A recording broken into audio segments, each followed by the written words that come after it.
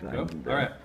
What's up, guys? This is Mr. James. So I teach AP Psychology at Madison High School, and Dean interviewed me once before, so I've seen these questions, and I actually had him just hand me the questions because we're going to rock and do this a little faster. I'm long-winded, so my last interview was 15 minutes.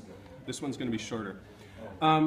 So the guy that designed this textbook, David Myers, one of the things that he studies is he looks at how people learn and how they make memories and store them and get them back out.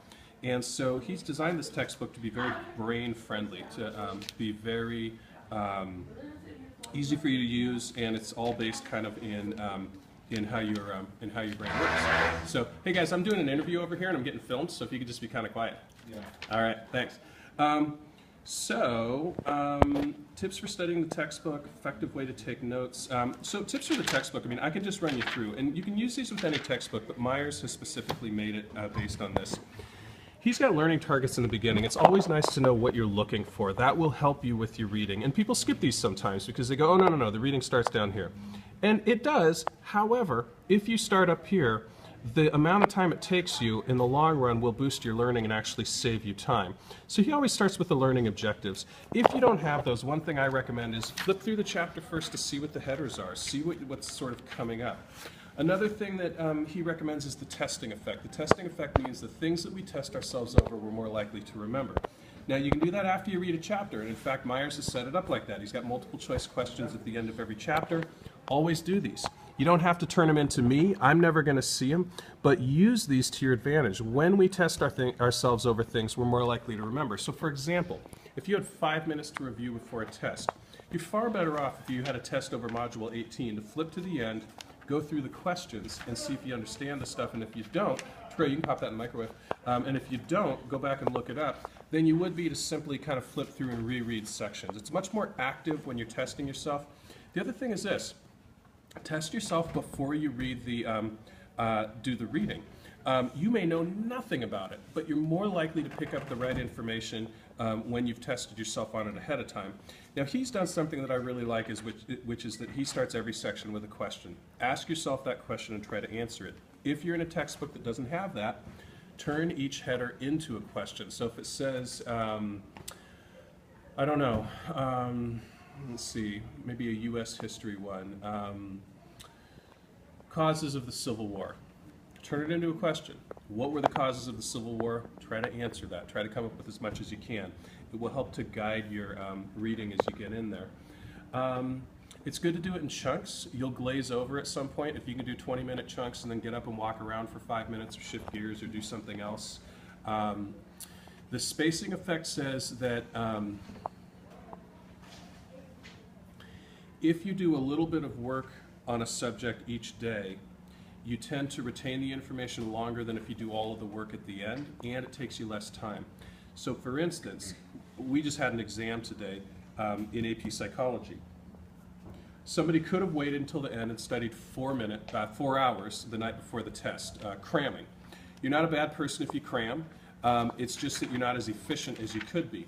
Somebody else may have studied 2 or 2.5 hours, but they broke it up into half-hour chunks, did it each day for 5 or 6 days. They're probably going to score better on that exam than the person who did it all the night before. The other thing about cramming is that what we know about cramming is that the brain tends to remember that information long enough to take the test, and then it's gone. And that's a bummer because you worked hard, and it's nice to be able to take that stuff with you when you leave the classroom. And also, in an AP course, you need to know the stuff at the end of the year. You need to know this entire textbook. In terms of taking notes, the reason people like the Cornell note-taking system is that it's active, and the more active your learning is, the better off you are.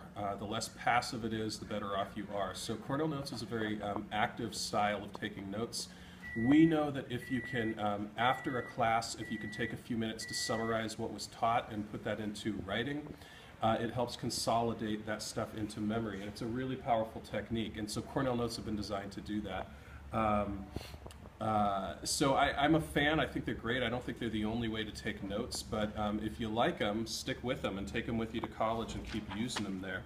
In terms of what to look for, like what do you put in your notes, Look at the chapter headings, and particularly if you're talking about Myers, he's got questions. So like for instance, here's Module 15, Section 4. It says, what is included in the biopsychosocial approach to individual development? Well, as you go through there, the things that go into your notes should be the things that answer that question. What's included in the biopsychosocial approach to individual development? Myers puts a lot of stories in here, a lot of studies, a lot of things that are really interesting, and it makes the textbook fun. I've had people say to me they had trouble getting to their textbook because their mom wanted to read the chapter. It's that kind of a textbook. He's also got a sense of humor. I think it's a really fun textbook. But when you're taking notes, you don't necessarily need to jot down those stories. You're really looking for kind of the key content, the things that are going to answer those questions. I think that would also be the answer to how to not miss important information. I don't know, in terms of a summary that's not too long or too short, again, I think it goes back to what's the learning target. You know, what are you supposed to be taking out of there? Focus it on the learning target.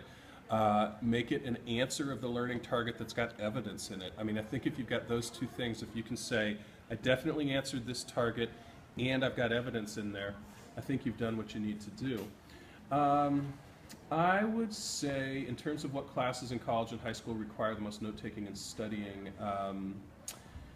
you know, AP itself is designed so that AP Human Geography can be taken anywhere 9th, 10th, 11th, or 12th grade.